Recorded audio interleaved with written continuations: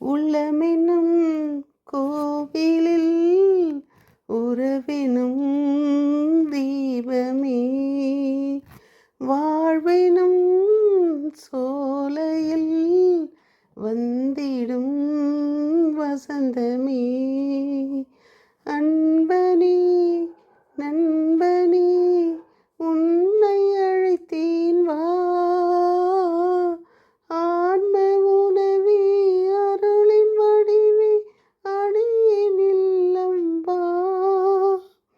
உறவின் தெய்வமே என்னில் உறைந்திடவா, அன்பின் சங்கமமே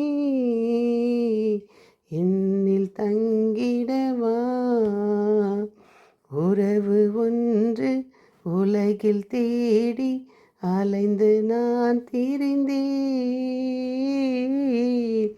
உறவே நீ என்றாய் அன்பு தெய்வமே.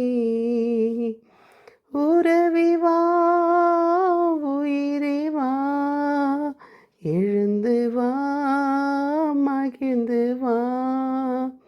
உறவே வா உயிரே வா, எழுந்து வா மகிழ்ந்து வா.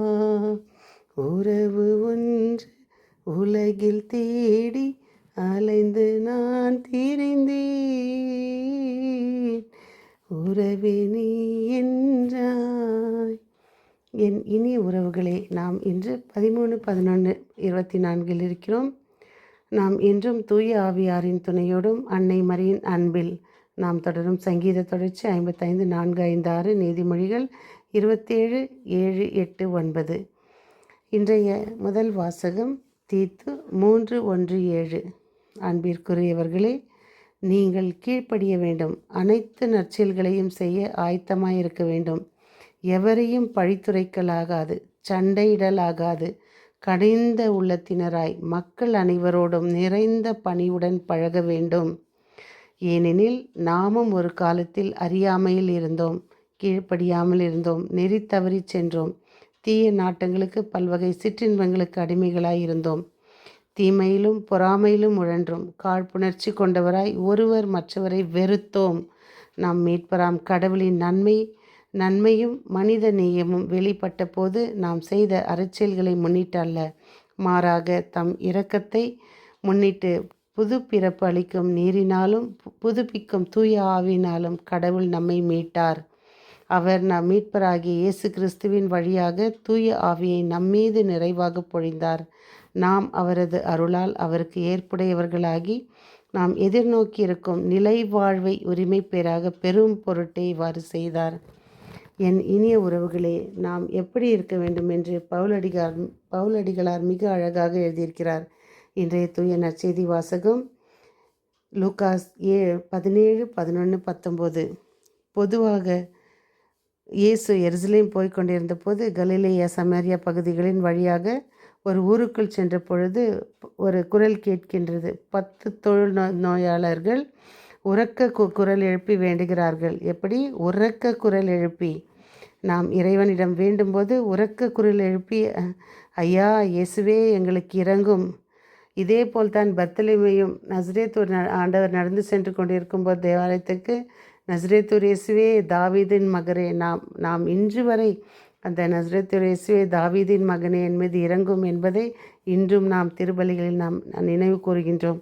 இதோ இந்த தொழுநோயாளர்கள் ஆண்டவர் போவதை கண்டு உரத்த குரலில் கத்தி கேட்கின்றார்கள். ஆண்டவரும் இயேசுவும் புறப்பட்டு போகும்போது அவர்கள், நீங்கள் போய் உங்கள் குருவிடம் காட்டிக்கொள்ளுங்கள் என்று புறப்படும் போகும்போதே நோய் நீங்கிற்று. இயேசு வார்த்தை சொன்னாலே நமக்கு அதிக அற்புதங்கள் நடக்கும். இயேசு என்றாலே நம் நோய் நீங்கும். இயேசு என்றால் நாம் அனைத்திலிருந்தும் நாம் விடுதலை பெறுவோம். இதோ நாம் தூய ஆவி பெற்றுக்கொண்ட பிறகு நான் எப்படிப்பட்ட மக்களாய் வாழ வேண்டும் என்பதை புனித பவுலடிகளார் மிக அழகாக சொல்லியிருக்கிறார். எப்படி? கனிந்த உள்ளத்தோடும். இந்த ஒரு 10 செய்திகளை நாம் மனதுக்கு நாம் பதிய வைப்போம். எந்த மாதிரி வாழ்க்கையை நாம் வாழ வேண்டும் என்பதை. பொதுவாக சொந்த மக்களை விட அந்நியர்களிடம் நன்றி உணர்வும் பாராட்டும் பண்பும் அதிகமாக இருப்பது ஏன்? ஒருவேளை அந்நியர்கள் வேற்றிடத்தில் வாழ்வதால் தங்களுடைய பாதுகாப்பு குறித்தும் வாழ்வாதாரம் குறித்தும் கவனமாய் இருக்கின்றனர். கிடைக்கும் வாய்ப்புகளை கைப்பற்றி கொள்கின்றனர். பணிவுடனும் நன்றி உணர்வுடனும் செயல்பட்டு முன்னேற்றத்திற்கான முயற்சிகளில் முழு மனதுடன் ஈடுபடுகின்றனர். ஆனால் சொந்த மண்ணில் வாழ்பவர்கள் முயல் ஆமை கதையில் வரும் முயலைப் போல் அலட்சியத்தால், இருமாப்பால், மிகையான பாதுகாப்புணர்வால், நன்றியின்மையால் முயற்சியை விட்டுவிட்டு பாதையில் படுத்துறங்குகின்றனர். வளர்ச்சியையும் வெற்றியையும் வாழ்வையும் இழக்கின்றனர்.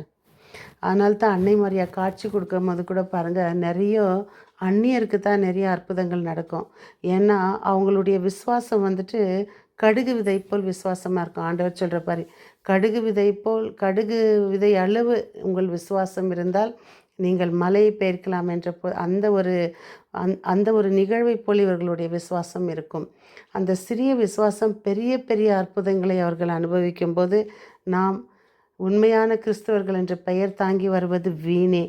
நான் பார்ன் கிறிஸ்டியன், ஆனால் நாம் அனுபவிப்பது வெறும், அதை சொல்ல எனக்கு விரும்பலை, ஆனால் இதே போல் தீத்து சொல்வது போல நமக்காக அவர் எழுதியிருக்கிற ஒவ்வொரு புத்தகத்தையும் பவுலடிகளார் மிக மிக மிக அருமையானது. ஒவ்வொன்றும் கடவுளுடைய இதயத்தில் கடவுள் பற்றிய உணர்வு ஆழப்படும் தங்கள் இதய கதவுகளை அவர்கள் கடவுளுக்கும் பிறருக்கும் திறந்து விடுவார்கள். பிறரது இன்பத் துன்பங்களில் பங்கேற்பார்கள். எப்படி? அவருடைய வசனத்தை பற்றி வாழும்போது. கடவுளே சாட்சி என்று வாழ்ந்த மக்கள் அவருக்கு அதில் 10 பேரில் ஒருவர் போய் நன்றி செலுத்தினார் பாருங்கள். அதான் நம்ம மாதா கோயிலில் இந்த நவநாள் டைமில் பார்ப்போம். லட்சக்கணக்கான